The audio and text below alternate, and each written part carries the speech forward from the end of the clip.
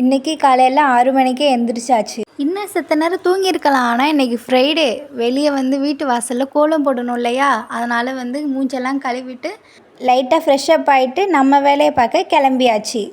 டெய்லியும் சீக்கிரம் எந்திரிச்சிட்டா கூட ஒன்றும் தெரியாது.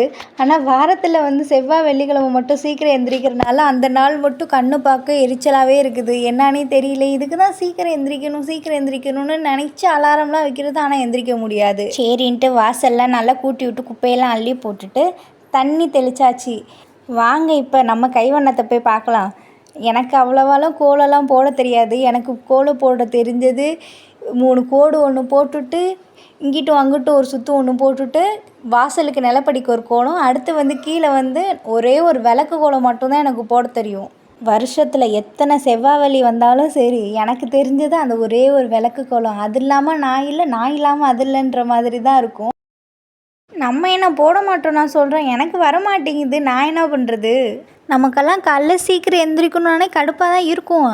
இருந்தாலும் அதெல்லாம் சைடில் வச்சுட்டு நம்ம சீக்கிரம் எந்திரிச்சிட்டு வேலையை பார்த்துட்டு ஒரு 10 நிமிஷம் அங்கிட்டு இங்கிட்டு நடந்தால் போதும். அந்த நாளே ஃபுல்லாக எனர்ஜிட்டிக்காக இருக்கும். ஏன் அப்படின்னு தெரியல. தெரிஞ்சவங்க வீட்டிலேருந்து மணி பிளான்ட்டு ஓமவல்லி இலையும் எடுத்துகிட்டு வந்திருந்தேன். சரி, பாப்பாவுக்கு சப்போஸ் சளியெல்லாம் பிடிக்கும் போது அதை லைட்டாக ஓமவல்லியை ஹீட் பண்ணிவிட்டு நம்ம கசக்கி அந்த சாறை கொடுக்குறது ரொம்ப நல்லது. ஒவ்வொரு வாட்டியும் போய் ஒவ்வொருத்தவங்கள்ட்டையும் போய் கேட்குற மாதிரி இருந்துச்சு. நானே அதை குட்டியாக உடச்சிட்டு இப்போ வீட்டில் வச்சு தண்ணி ஊற்றிட்டு இருக்கேன். நல்லா வளர்ந்ததுக்கப்புறம் சொல்கிறேன். பாய் மக்களே.